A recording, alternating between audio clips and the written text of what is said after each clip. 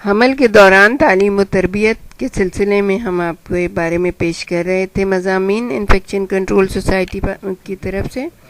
Hospital کے بارے میں آپ کو علم دے دیا گیا، بتا دیا گیا. اب ہم آپ کو گھر کے بارے میں بتائیں گے کہ مڈ وائف خاتون کے گھر جا کر بھی ان سے مل سکتی ہیں. اس ملاقات سے ان کی دوستی آپس میں بڑھے گی اور جذباتی طور پر ایک دوسرے کے قریب آ سکیں گی. گھر میں تنہائی ملے گی جو اسپتال میں ملنا ممکن نہیں ہے. دوسری بات یہ ہے کہ مڈ وائف خاتون کے خاندان کے دوسرے افراد مثلاً شوہر یا بچے سے ملاقات کر سکتی ہیں. گھر پر ملاقات میں مڈ وائف نازک موضوعات پر بھی بات چیت کر سکتی ہیں. مثال کے طور پر حاملہ اپنے موجودہ بچے کے بارے میں فکر مند ہو سکتی ہے کہ نوزائیدہ بچے کو دیکھ کر وہ حسد میں مبتلا نہ ہو جائے، یا بچہ ہونے کے بعد شادی پر پڑنے والے اثرات کے بارے میں خاتون کو فکر ہو سکتی ہے. گھر کے آرام دہ ماحول میں مڈ وائف نہیں رہتی بلکہ بھروسے کے قابل دوست یا سہیلی کی حیثیت اختیار کر لیتی ہے، جو کلینک کی مڈ وائف سے بالکل مختلف ہوتی ہے. اس ماحول میں خاتون رازداری کے ساتھ وہ باتیں بھی کر سکتی ہے جو کہیں اور ممکن نہیں. مثال کے طور پر شوہر سے ساتھ نبھانا، سسرال والوں سے تعلقات.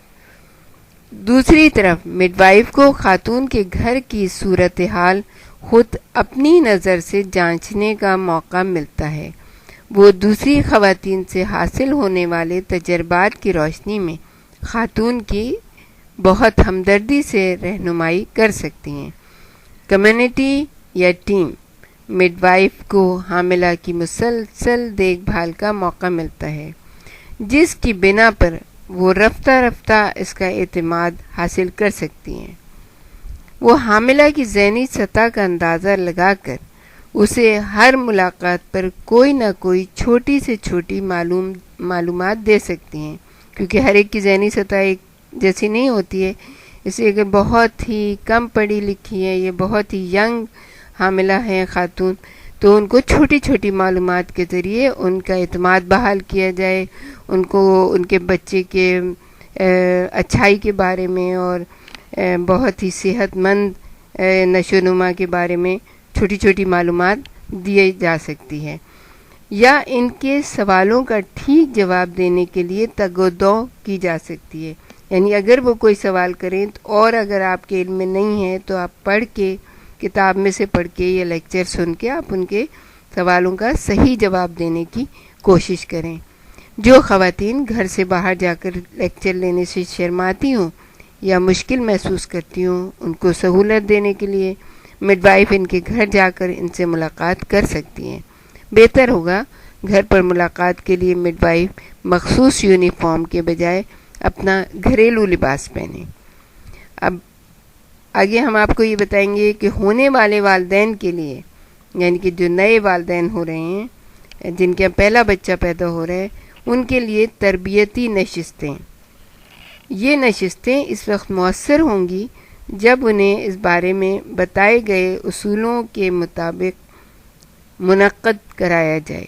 مڈ وائف یہ اندازہ لگاتی ہے کہ وہ حاملہ کی دیکھ بھال کی ضروریات کو کس طرح پورا کر سکتی ہے.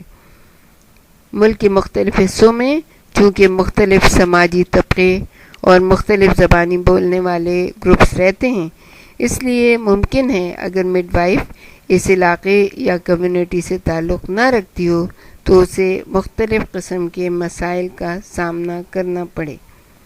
اب مخصوص ضروریات کیا ہیں؟ کہ کسی خاص علاقے میں گھرانوں کی مخصوص ضروریات پر غور کرنے کے دوران ان سوالوں کا جواب معلوم کیا جائے، جو ابھی ہم آپ کی خدمت میں پیش کریں گے، تو یہ مددگار ہو سکتے ہیں.